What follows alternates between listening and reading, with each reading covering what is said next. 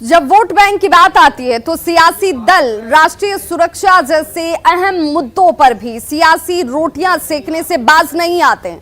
ऐसा ही कुछ आरजेडी की तरफ से किया जा रहा है। राष्ट्र विरोधी गतिविधियों से आरोप में जब से पटना में संदिग्ध आतंकियों की गिरफ्तारी की शुरुआत होती है, तब से आरजेडी नेताओं में अनर्गल बयान देने की जैसे होड़ सी लग गई है।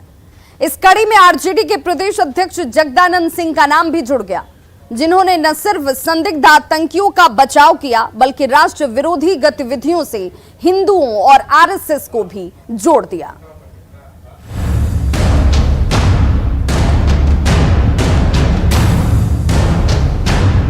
पाकिस्तान में तो लोगों के रिश्तेदार हैं जो यहाँ से गए, वो भारत के लोग थे।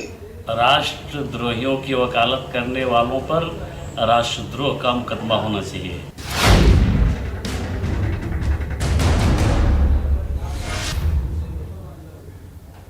तो पहले आरजेडी के नेता श्याम रजक और अब प्रदेश अध्यक्ष जगदानंद सिंह संदिग्ध आतंकियों के समर्थन में आ गए हैं।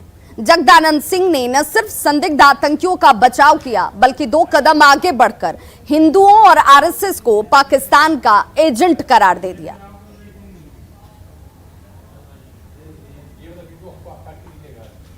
तो जगदानंद के इस बयान के बाद सियासत इस पर शुरू है, क्योंकि जगदानंद सिंह इन एजेंटों को आरएसएस से जोड़ रहे हैं।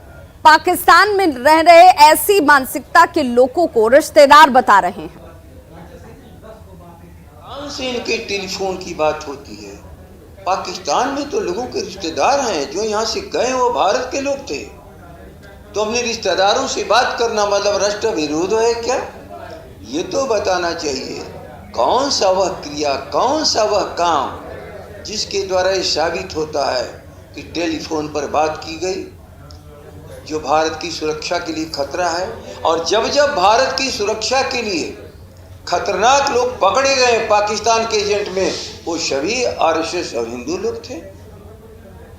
तो आरजेडी के प्रदेश अध्यक्ष जगदानंद सिंह ने संदिग्ध आतंकियों को लेकर जो बयान दिया, उस पर सियासी बवाल मच गया है। सत्ता पक्ष के नेताओं ने तो जगदानंद सिंह के खिलाफ कार्रवाई करने और राष्ट्रद्रोह का मुकदमा दर्ज करने तक की मांग कर दी। महत्वपूर्ण घटनाक्रम जो राष्ट्रीय सुरक्षा से जुड़ा हुआ था, उसका पटना पुलिस ने उद्भेदन किया और ये देश की राष्ट्रीय सुरक्षा से जुड़ा हुआ ऐसा मसला जिसमें केंद्रीय एजेंसी का भी बाद में सहयोग लिया गया, तो स्वाभाविक ऐसे सवाल को राजनीति के नजरिए से देखना जो राष्ट्रीय सुरक्षा से जुड़ा हुआ सवाल है।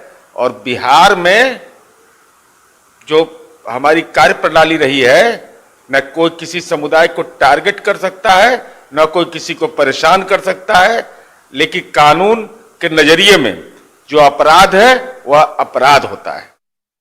जगता बाबू क्या है? वो हिंदू नहीं हैं, वो रिटायर हो चुके हैं। उनका मानसिक संतुलन इस समय ठीक नहीं है, अवस्था के साथ किसी के साथ हो सकता है। तो तेजस्वी यादव जी को पार्टी आगे चलाना है तो ऐसे व्यक्ति को कम से कम अध्यक्ष के पद से मुक्त कर देना चाहिए। राष्ट्रद्रोहियों की वकालत करने वालों पर राष्ट्रद्रोह का मुकदमा होना चाहिए। तो जगदानंद सिंह के बयान पर बिहार की राजनीति गर्मा गई है। बिहार में राजनीतिक दल उनके बयान को अपने अपने तरीके से पेश कर रहे हैं। महागठबंधन में आरजेडी के साथ रहने वाले कांग्रेस का यह कहना है कि बीजेपी और आरजेडी दोनों ही अपने अपने तरीके से संगठन का इस्तेमाल कर रहे हैं। वहीं जेडीयू बीच का रास्ता निकालते हुए ये कह रही है कि बिहार में कानून का राज है और वो किसी को भी नहीं बख्शते हैं। वहीं आरजेडी ने जगदानंद सिंह के बयान का समर्थन किया कि जहां कहीं भी भाजपा की सरकार है या भाजपा के समर्थन से सरकार चल रही है, आरएसएस ने वहां पीएफआई या इस तरह के अलग अलग संगठनों के मॉड्यूल खड़े किए हैं ताकि समाज में हिंदू मुस्लिम के बीच तनाव बना रहे और भाजपा को फायदा पहुंचता रहे। दुर्भाग्य से बिहार में राजद इसी तरह की राजनीति कर रहा है।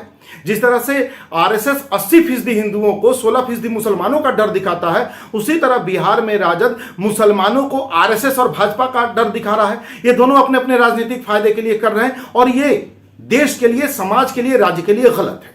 बोलता है नहीं बोलता है, इन सारे तथ्यों पर हम लोग कोई ध्यान नहीं देते हैं। बिहार में कानून का राज स्थापित है और जो कोई गड़बड़ करता है वह कानून के हिसाब से उन पर कार्रवाई होती है और हमारा ट्रैक रिकॉर्ड रहा है। राष्ट्रीय सुरक्षा के सवाल पर हम कभी किसी से समझौता नहीं करते हैं। पूरा देश जानता है कि सबसे ज्यादा देशद्रोही किस पार्टी में है, आप लोग भी जानते हैं। और अगर जगदा बाबू ने कहा है तो कोई गलत नहीं कहा है। जगदा बाबू ने कि अगर जब तक किसी अपराधी पर अपराध सिद्ध नहीं हो जाता तब तक वो अपराधी नहीं है। जो भी जांच का विषय है वो जांच करे, सरकार का काम है जांच करना, और जो अपराधी होगा उस पर कार्रवाई करे। हम लोग कहाँ कह रहे हैं कि अपराधी को छोड़ दीजिए।